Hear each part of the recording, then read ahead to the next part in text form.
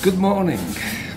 Couldn't do the video last night because ended up quite late. I was quite tired. It was a long day that finished with lots of emotions.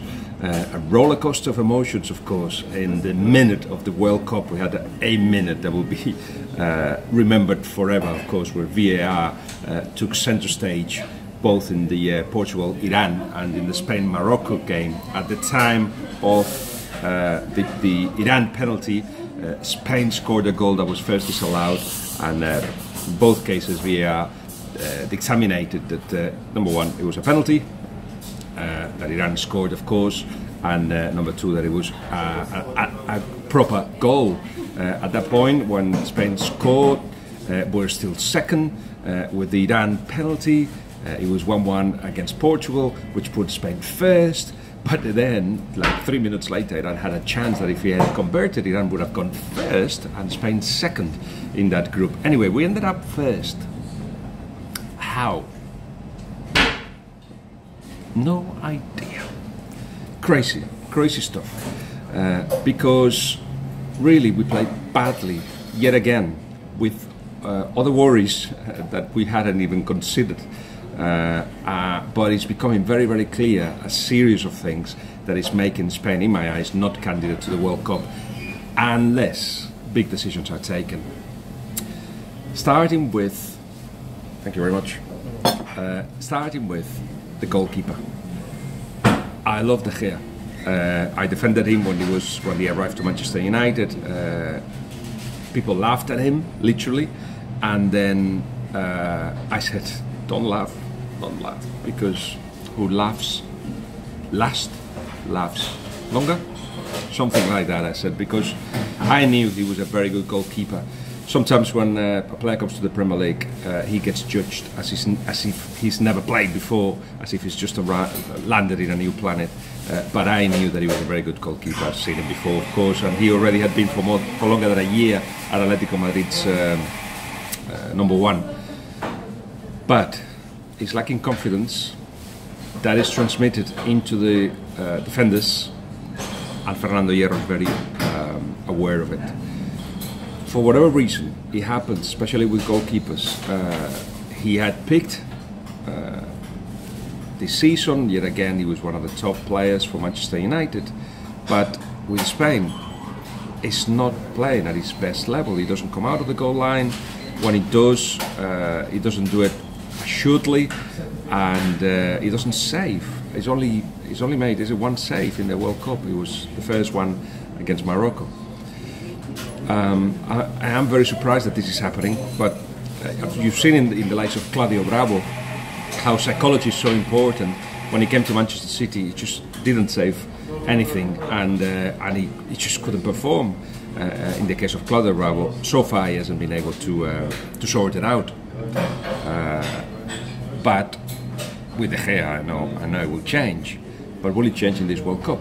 Is it time to put Kepa on? Massive decision, but the likes of Argentina today, I think they're changing the goalkeeper, Caballero off, and Franco Armani, who has a great season at River, he will play. So that's one. You would think that with perhaps another goalkeeper, even though what a test for somebody to play in the first knockout stages of the World Cup, in the first official game ever, it will be Kepa, of course. Would it affect the confidence of the centre-backs? Would it improve the confidence of the centre-backs? If they seen him train well, perhaps you'd say yes. Because especially Sergio Ramos doesn't seem as the Sergio Ramos of always. He, of course, was to blame with Iniesta, with a misunderstanding that became the Morocco goal. But there were other incidents in which he either lost possession or didn't place himself well, or he didn't arrive at the right place well. But they get exposed anyway, Spain. You know, the centre-backs have to defend so high up. There's a lot of space, and he doesn't seem to be as fast as he normally is. Worrying as well, but no replacements, I don't think, there. He just needs, even Sergio Ramos said it himself, perhaps we need Busquets to come to us a little bit more. But Busquets is thinking, no, I have to pressure high, because that's how we defend better. Not so much tracking back, but being brave and putting pressure high. And that confusion in what some people want and what should be done, it's also killing Spain, because you don't see really where we are defending. Are we going and defend high, medium block? Do we have to track back? And that has created confusion and chances for the rivals in every single game that we played in this World Cup. So perhaps having somebody like Coque next to Sergio Busquets, perhaps, and then Silva, one of my favorite players ever, and perhaps one of the best ever to play for Spain. Not at his best. It doesn't give the fluidity to the game, the clarity that it needs in that part of the pitch. He's not getting to the box. He's not shooting. I think he had one chance against Portugal, and that's about it. Perhaps we need a different type of player there. Maybe Saúl, maybe Iago Aspas, because when Iago Aspas came on, and of course he was the goal scorer for Spain for the second goal, he actually gave another spark to the team, a new spark. That's what we need. Spain are looking predictable. They're looking slow. Conservative possession, a lot of things that are really worrying. Now Fernando Hierro only made one substitution against Morocco, and he knew the dangers of Morocco very well. Only one substitution, and he wasn't the the centre forward, Costa, which is another worry, because basically he took Lucas Vázquez off, and he put on, I remember, Thiago, which was a surprise. I didn't expect Hierro to go that way. I thought he was going to go more the Saúl or Coque, more likely way, but he gave Spain another opportunity of having somebody that likes the positional game and likes to pass the ball. Thiago disappointed anyway, but it was a brave decision. Thiago was the one that came on for Lucas Vázquez, and it wasn't Costa, because when it should be Costa, because he slows down the process. He fixes the centre backs, but kills the space in there. Iago Aspas, if he replaced him, actually should be somebody that will move around, that will open up spaces, that will give it another spark, that will link well, because his first touch is better than Costa's as well. And I know Costa scored 3 goals. I just feel that with Iago Aspas there will be no reference for the defenders, and when that happens, the defenders feel in tension, feel they don't know where to defend. It's more difficult to defend when players come and get into the box than if there is somebody there. So I've gone from thinking Iago Aspas should play to, oh, Costa actually, he gives us something different, to think again Iago Aspas should play.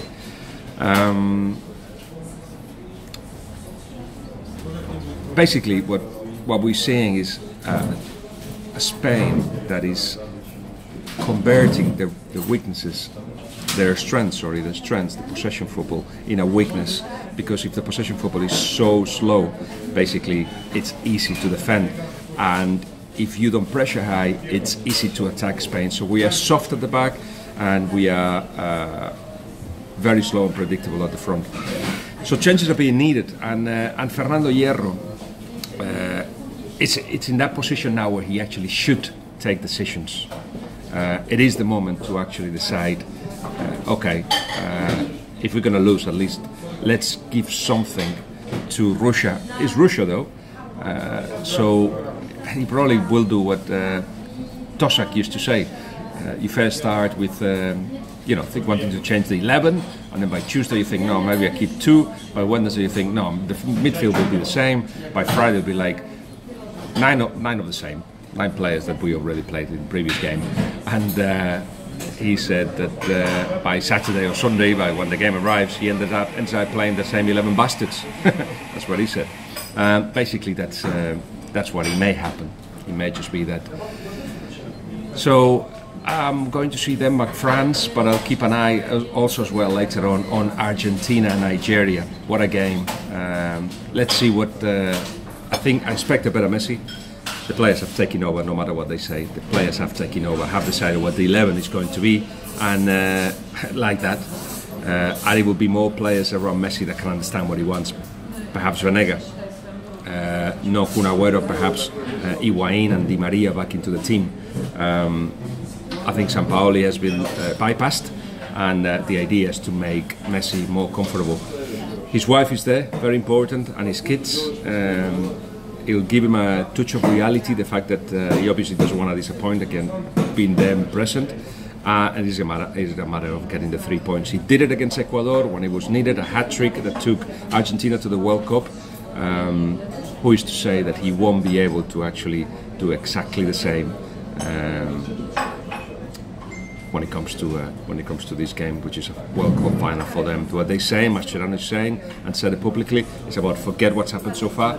This is like a new start. The World Cup starts here, and it is a clever way of doing it by saying there's 5 games left in the World Cup, 5 games, 5 victories, and we win the World Cup. I'm not sure they're ready for that, but certainly they should be ready to go to the next round. I'm putting my money on them. All right, early start for me. I'm going to be in the Robbie Savage breakfast show, and then do a little bit of Sky Sports News, then some writing for the paper, and I think CNN wants something as well after what happened last night. So that's the plan for the day. And I need a haircut, don't I?